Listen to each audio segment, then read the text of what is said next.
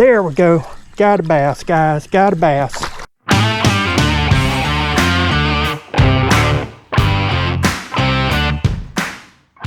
Hey guys, so I thought that I would do a video. It's getting towards the end of summer. We have had horrible droughts around here, and I figured I would do a video kind of in honor of a request that a friend, he had asked me a question about using a Sabiki rig to brim fish. And so I was like, you know what, I wonder if I can use a Sabiki rig to fish freshwater. And so that's what this is about. So stick around. Before we continue on with this video, I wanted to bring up today's sponsor, which is you. So Patreon gives us an opportunity to engage with our fans that really want to support the channel. Every day, small channels like mine goes away. And the reason why is that, one, YouTube cheats us. Two, it costs so much and we're not getting enough money. And three, we're just lacking the support we need. So Patreon gives you a chance to support small content creators like myself so that I can continue putting out the content you like. And the way it's set up is that it's a paid monthly subscription. And so you pay Patreon, and then Patreon pays me. And so with each paid level, you get different benefits. So I got Friends of Kin, and that is the lowest level. Then I've got the Squatch Squad. And so that's another level. And then I got Mega Patrons. And so each one has a certain benefit that I think is worth the level of money that you're paying out. And so it is a way that you can help me to shape this channel, for you to support this channel, to provide things that I need monetarily to keep things going. So I need your help. And this is a way that you can help. So please go to my Patreon channel, and link it is in the description as well. And on to the video.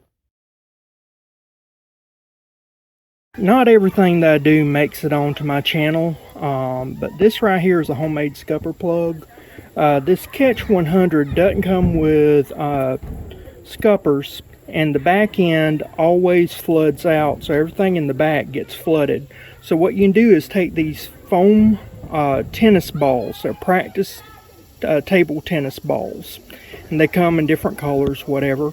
And I have a real cheap little dehooker. You can use a leather awl, anything of that nature, and just a nail, hot nail, whatever, and run it through the foam rubber. And then this is just bush hook twine that I cut. I made a knot here, and then I used some glue. Ducko cement, super glue has something very similar to Ducko cement. And then these are squishable. And like, there's only one scupper here in this Catch 100 Classic. So you just push that there inside of it, and then you got your loop that you can pull. And then that will keep it where there's no water coming in wetting your stuff in your back. So this is more dry. Now in the front of here, you've got a scupper here and a scupper there, and then there's a scupper under seat. I always put a scupper under seat, and then I like to have a scupper right here that I will put in. You just kind of poke it in, and the good thing about this is there's different scupper sizes, and so this way it fits the size, perfect fit every time, and real easy, real cheap, way cheaper than the scupper plugs you buy online. I've got a scupper there so the water can come out. You don't want to have all of them filled up, but that will keep it pretty much dry for the most part. This right here is a collapsible Ozark Trail rod. Now, normally what I do is a jig and bobber. This creek right here that I'm fishing at is notorious for not liking artificials. I may put this back on. This is not more than a dry fly, a nymph fly, and I just tied it on with a little weight ahead of this. So one of the youth ministers in my church, we call him Pico, his name is Austin. You should see him in the deep sea fishing video. And Austin, he asked me, he said, can you use a Sabiki rig for brim fishing? This right here is a Tsunami Sabiki rig. If you ever go into Walmart around Gulf Coast, you'll see them all over the place. They're super cheap, and they're all lined up and pre-rigged for fishing out in salt water, and you just put a little weight on it and bounce it up and down. But what I do is I'll actually cut these and use them individually using a double uni knot as a swivelless connection.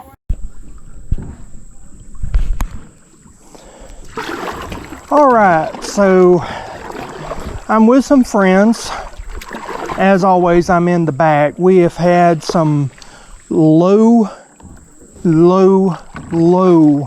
water lately due to the extremely hot heat indexes and lack of rain. We've had a drought.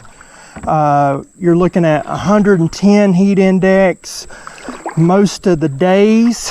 So a lot of the guys, they brought their fishing equipment. This stream is notorious for not producing a lot of big fish, not a lot of fish, and the fish that are here are fished heavily, and they do not like artificials. But as I said earlier, a friend of mine, one of the youth ministers actually at the church I go to, or not youth minister, he's a music minister, Pico, Austin, and I just saw a fish down here, but he asked if he could use the Sabiki rig, so I'm going to do this trip in his honor because it was his birthday just a few days ago, and I'm going to show how to use a Sabiki rig.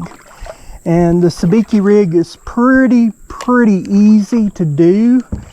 You just do a double uni knot and then put a split shot up a little bit ahead of it, and that's it.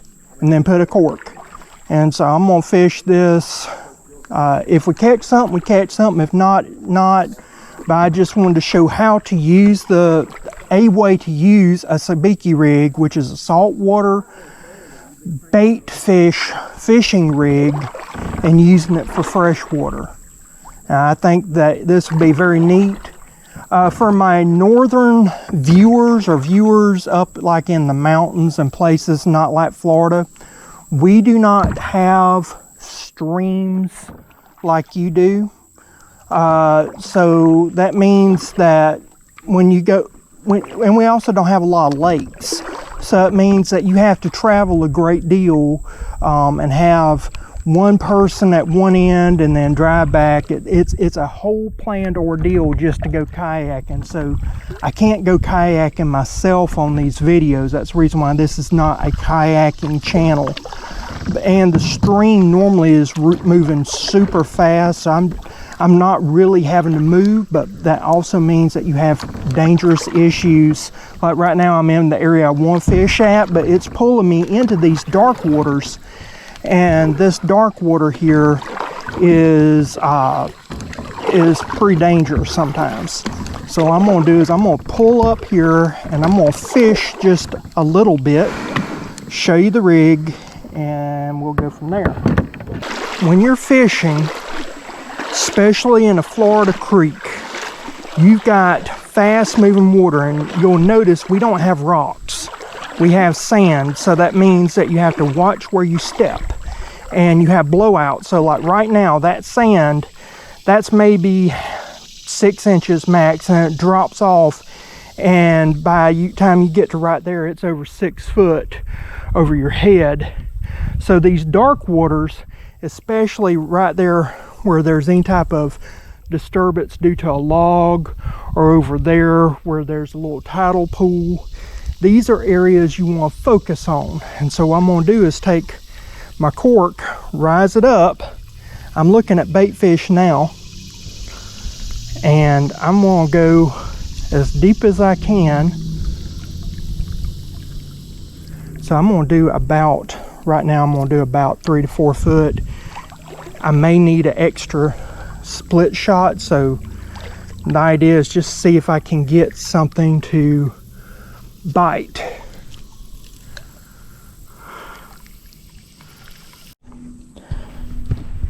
I also wanted to show you this right here. This is not rocks. This right here is actual clay. You can see it kind of dripping down, but this is clay. You could actually harvest, and people used to harvest off of the sides of these creeks and stuff, these balls of clay. You rinse it and wash it and get all the impurities out, and that's how they used to make their pottery. And so that's, if you ever want to know where clay was, right on these water streams. I mean, this is right here off of the side, these clay balls. And part of my heritage, back a few hundred years ago, I'd be out here gathering this clay, purifying it, and then making vessels and then firing it. My wife suggested that I actually do a channel on Native Americans and how Native Americans used to do stuff. I might do that. If you're interested in that, let me know.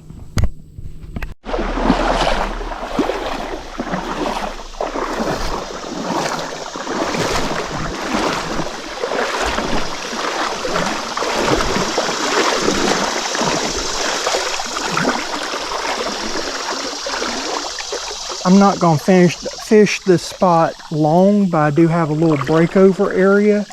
It's shallow, so I'm probably going to have to reduce my cork down a little bit. So I'm going to reduce it down to about 18 inches. And I'll toss it out there and see if we might.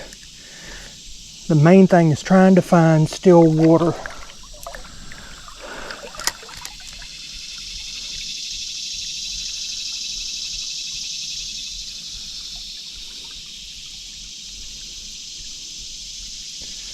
I may need to go down deeper, because that seems to be too shallow. That's where a lot of times, the first time tossing out, you're going to have to adjust in these situations. I'm going to go up to about 2.5 foot. I would say start out at 3 foot and then work your way down. Not what I did. That tends to work best, but if you're trying to hurry up and catch up with a group, you may not have that ability to adjust like you need to. You're not going to have the ability to respond as you want. I'm not expecting much, but I am seeing something looks like a fish. Maybe it might be a stick. I'm thinking nothing's gonna really hit right here. We're gonna try it.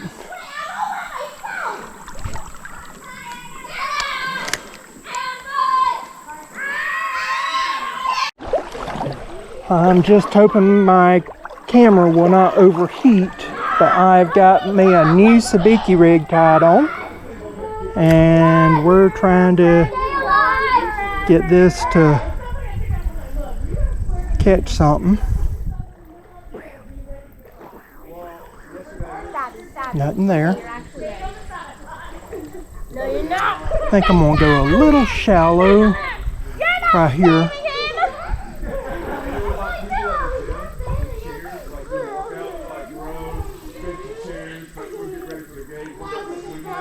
I'm going about 18 inches.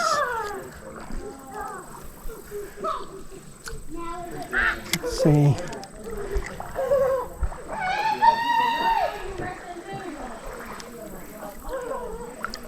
Sometimes going upstream will make it fish better, but fish are actually more used to stuff going downstream. So if you fish downstream, it's harder to fish, but it's more natural. But you get better action if you fish upstream So I'm kind of doing a little bit of both.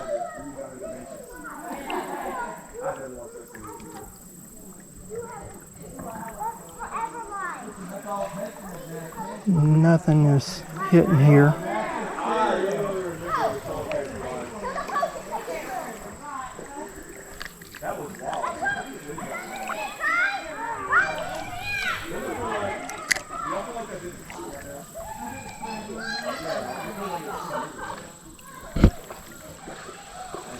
What's funny is I just had a minnow try to get my cork. So there's fish in here, but not in this area. And that's the thing, you never know. You move from spot to spot. You just kind of go along.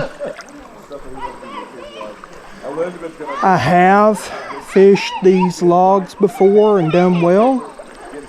You can also get hung up very easily in them. So I'm going to see if I can fish over here, but I doubt it. And if you catch something in there, you know, how do you get it out then? But you can bump it. Sometimes you might get like a stump knocker or something other hanging on it, but they don't normally. You gotta realize anything with a fan tail, it is an ambush predator. It is used to your bait coming to it. It does not run out to the bait usually, and so the fan tail, it's not conducive to moving water. And so these fish are having to conserve energy so much.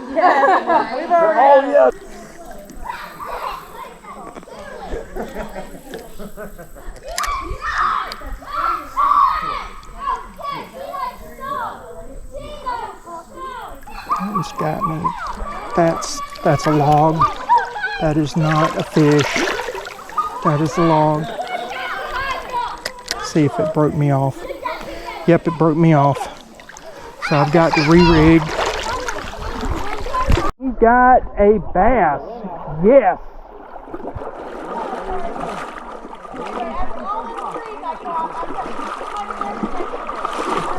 Way to go, Carson.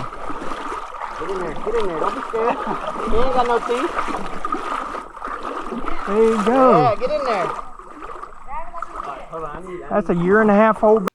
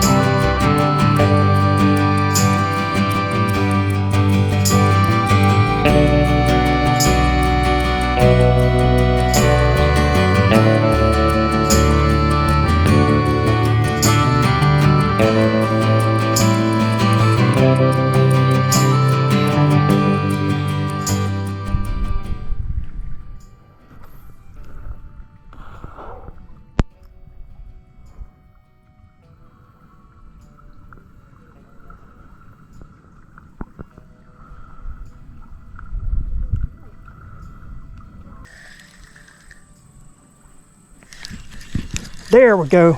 Got a bass, guys. Got a bass. Got a bass. I got a bass, guys. All right. All right. I knew don't you?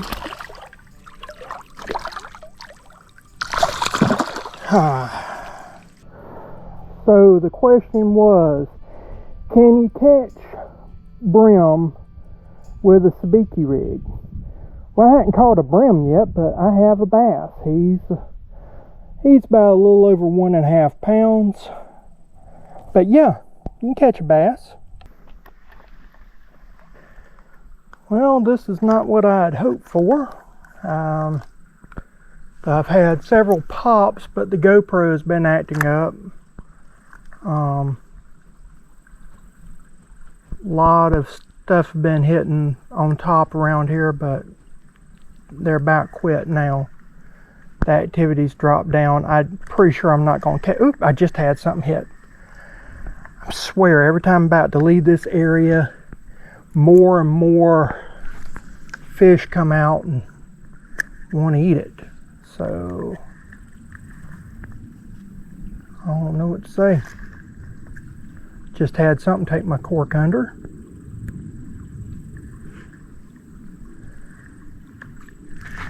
Whoops, something just tried to eat it then. Crap. Even the minnows, I mean, everything's wanting this. So yeah, use a Sabiki rig, even in an area that's known for not really being great for lure fishing. Stuff will hit it. Especially if you use Sabiki rig as a double uni knot and you are using it, you know, as a jig and bobber type of lure. Yeah, that was crazy. The creek we were on, it was a good, I would say 4 foot, almost 5 foot below normal. It could have been a little bit more. We actually had to pick our kayaks in some areas to get through some areas. It was nuts. I had never seen it that low before, but the water wasn't moving as fast as it normally runs. It's normally a very swift creek, and the fish were not as congregated as I thought. So I don't know if they found some deeper pools and were in some areas I couldn't get to, or maybe they were further downstream. I don't know what happened there, but it was nuts. So I've never had a bass hit a cork and just eat a cork like that. That was funny. But they were little bitty bass, and I probably saw more bass on this trip than I've ever saw in my life on this creek. And a friend of mine, he noticed that he has seen more soft shell turtles this year than we have ever seen in that creek before. So the creek is changing somewhat. I don't know how that's going to shape out. Normally you catch more brim and things of that nature. We were not catching brim. Brim were not even hardly hitting anything. There was like maybe 1 or 2 times I actually saw a brim try to hit something, and they definitely were not hitting that little jig. Normally on that creek, fresh live bait is the only way to do it. So I was already behind the 8 ball using a artificial lure, but sometimes it's more fun to use artificial lure. So anyway, I've got a video that'll be coming out soon, so it will be me going on this same body of water. You'll see that probably coming up soon, and I'll be using live bait more than likely. With that said, I hope you enjoyed it. Please give a thumbs up if you did. Comment if you like to string fish. And I'll see you again next time, guys. Bye.